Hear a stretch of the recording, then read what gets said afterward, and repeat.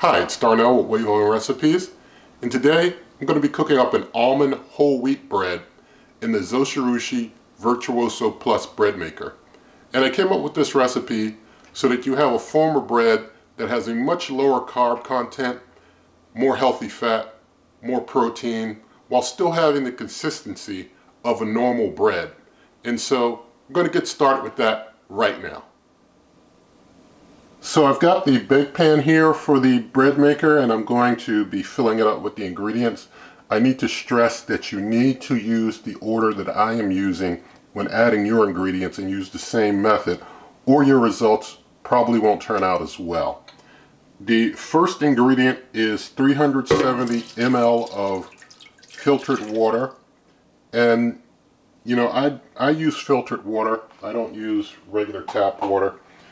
And you know, I guess you could use the water you want, but I recommend filtered water just because it's a healthier form of water.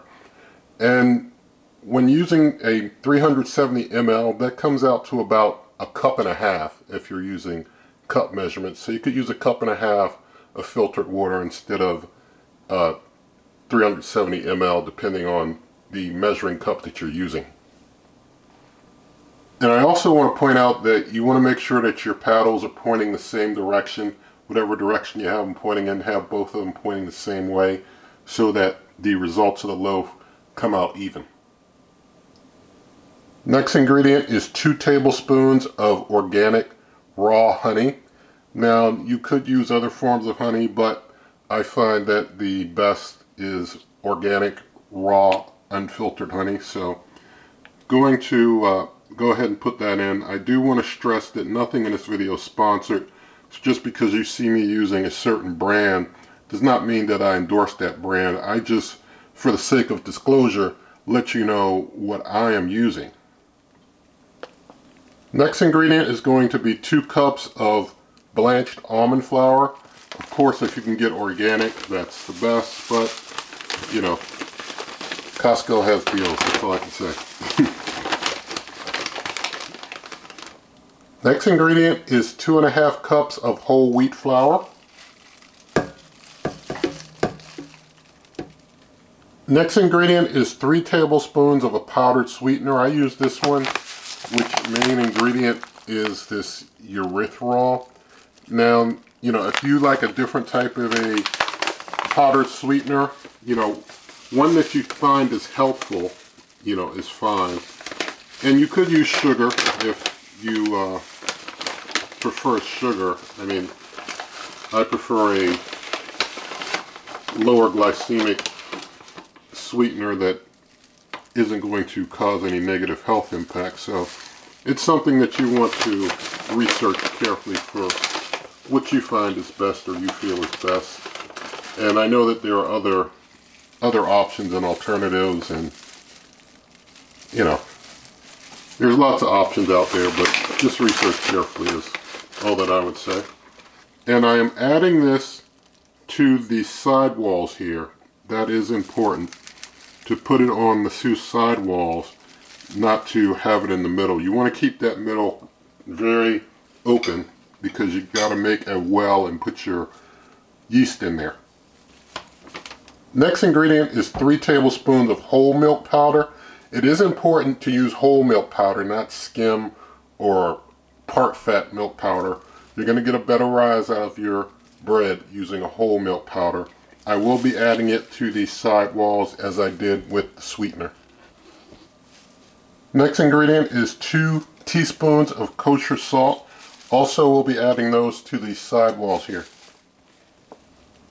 Next ingredient is a cup of vital wheat gluten. You won't get a good rise out of this if you don't use a substantial amount of vital wheat gluten. And I'm going to be putting this in a special kind of a way, so I want to show you that. I'm going to basically take, like, this is a 1/2 cup measure. I'm going to take a 1/2 cup, put it around like this way, and the other 1/2 cup around the edges around this way. That helps to ensure we get a nice even rise, Lord willing, and helps distribute it around. If you just put this right on the sides, you know, the 2 insides, it's going to just leave like a huge, you know, lump of vital wheat gluten on the sides, and it's just better to kind of do it around these, all the way around all the edges is what I found.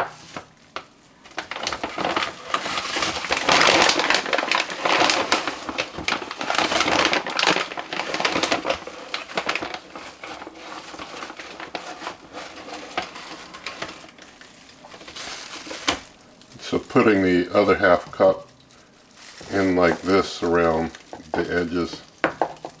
So it's basically encircling the area in the middle, and it looks like I got a little vital wheat gluten there in the middle. I'll have to get that out of the way before I put the yeast in.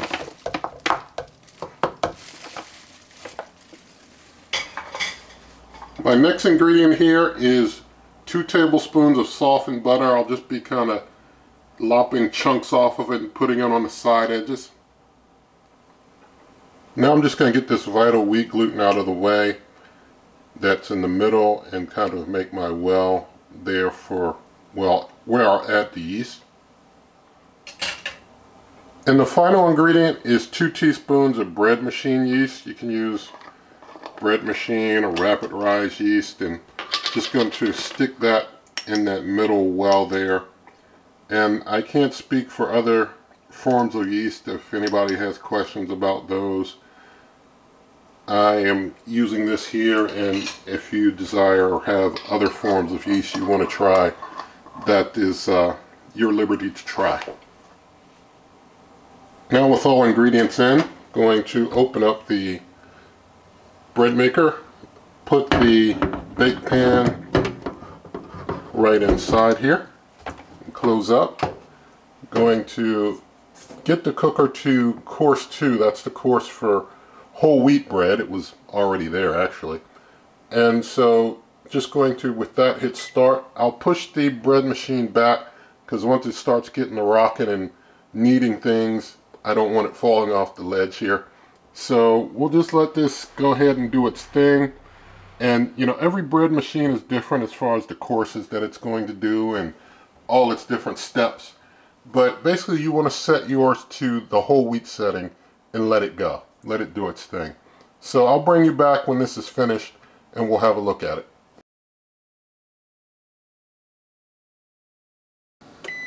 Alright, so the cook is over, and so just I'm going to stop it there, pull things just a little bit further forward so that the door doesn't tap my cabinet. And so, well, still tap my cabinet there.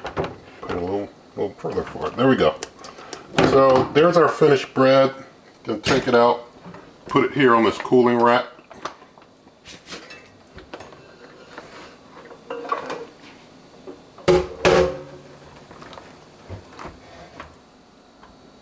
And so here's the completed loaf of bread, and I'm going to give it a spin for you so that you can see around the whole loaf. Give it that nice spin there.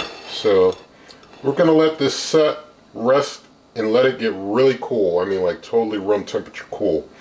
Then I'll bring you on back for the cutting, plating, and taste testing. So the loaf has had plenty of time to cool down. You who like it hotter, you know, that's up to you. But I'm going to put mine into the bread slicer now and going to go ahead and slice it up.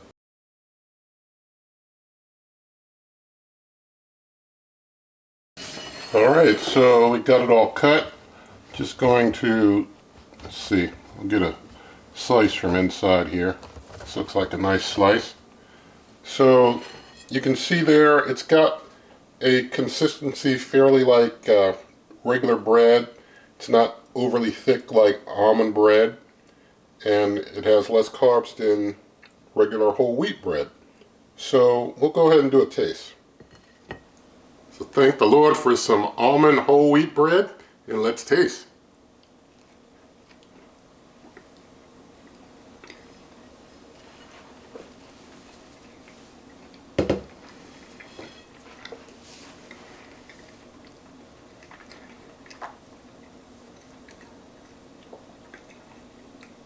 Alright, I always tell myself, you know, I should have some water nearby when I'm taste testing bread to make it easier to go down, but it tastes really good. It turns out really nice. It's a type of bread that if you wanted to, you could use it for sandwiches and such. And it's not like cakey like almond bread, which, you know, almond flour by itself can make a very thick kind of bread, so it's good to mix it with something and you get a really nice result. And so this full printable recipe, there'll be a link in the video description for that. You can also check out my blog, superwaveovenrecipes.com, for other recipes. And in the video description are also other ways to help this channel. And so with all of that said, if you did like this video, please do give it a thumbs up, share the video with a friend, leave your comments, subscribe, hit that notification icon, and good eating.